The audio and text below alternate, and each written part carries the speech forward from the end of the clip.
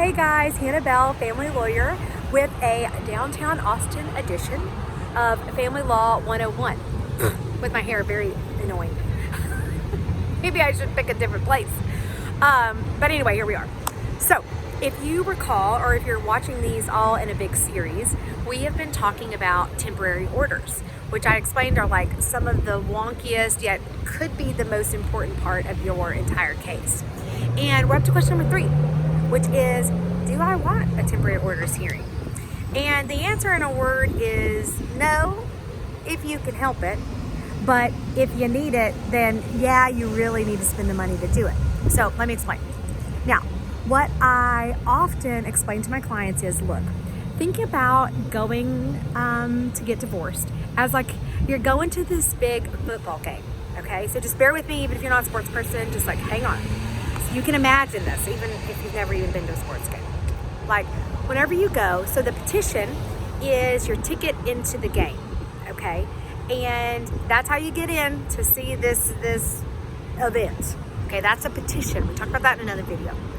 Then if you look around at, or you could be like a music concert or whatever. So you look around and you see signs that say like, no horseplay, no running, no spitting gum on the ground or whatever, no alcohol or whatever.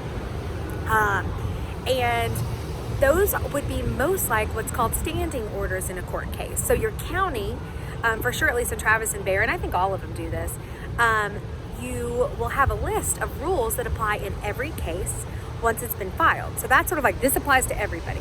Now, think about if, let's say in your situation, you're gonna go up to a box, right? You're going up to the box seats and they have their own special rules to go up there. Like some of them probably you maybe have to have, wear a tie or can't wear flip-flops or I don't know what. I've never been in one of those really, so I don't know, but I'm sure there are certain rules. Okay, so temporary orders are kind of like that. Like you've got into the game with your petition, there's standing orders that apply to you regardless. Now you're going up to the next level and you've got to get certain rules that are going to apply to your case. And those are necessary if basically they're necessary. So like if the two of you can't sort of work it out and come up with your own plan and figure out what you're going to do while this whole divorce thing is going on, you're going to need temporary orders hearing, because who's going to have the kids more of the time? Who's going to pay child support?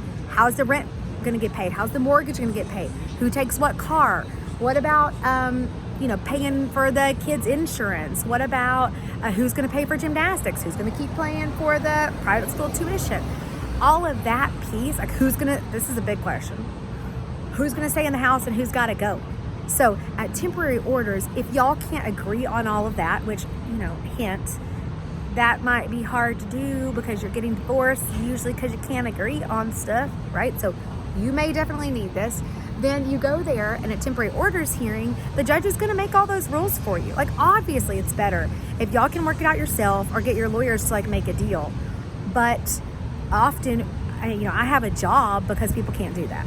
So you need a temporary orders hearing if the two of you can't work out sort of the rules of engagement, those box seat sort of parameters in your case. You go down there, the judge will make those decisions for you. They'll take the power out of your hands, which is kind of sucks because you can't decide what's best for your family and a judge is going to do it. But it's better than having no rules and he's just going to do whatever he wants, or she's going to spend all the money, or just, whatever you think might happen. So if you can avoid them, do it. If not, get them and really invest the time and money into making it happen, because it's super important, because things in motion tend to stay in motion. And what happens in your temporary orders case may likely be the rules that you're living with for a long time. Oh, because I don't know if I ever even said this, but hang on, there's a loud car. Super professional. But the temporary orders, that word temporary, almost seems like a bit of a misnomer, because temporary really just means until further order of the court.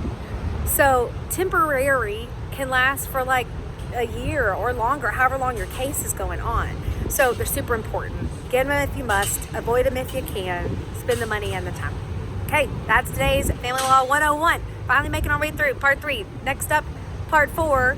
I think it's about how to get prepared for temporary orders. Probably that sounds like a good plan. That's what we'll talk about next. All right, have a great day, a great week, everybody.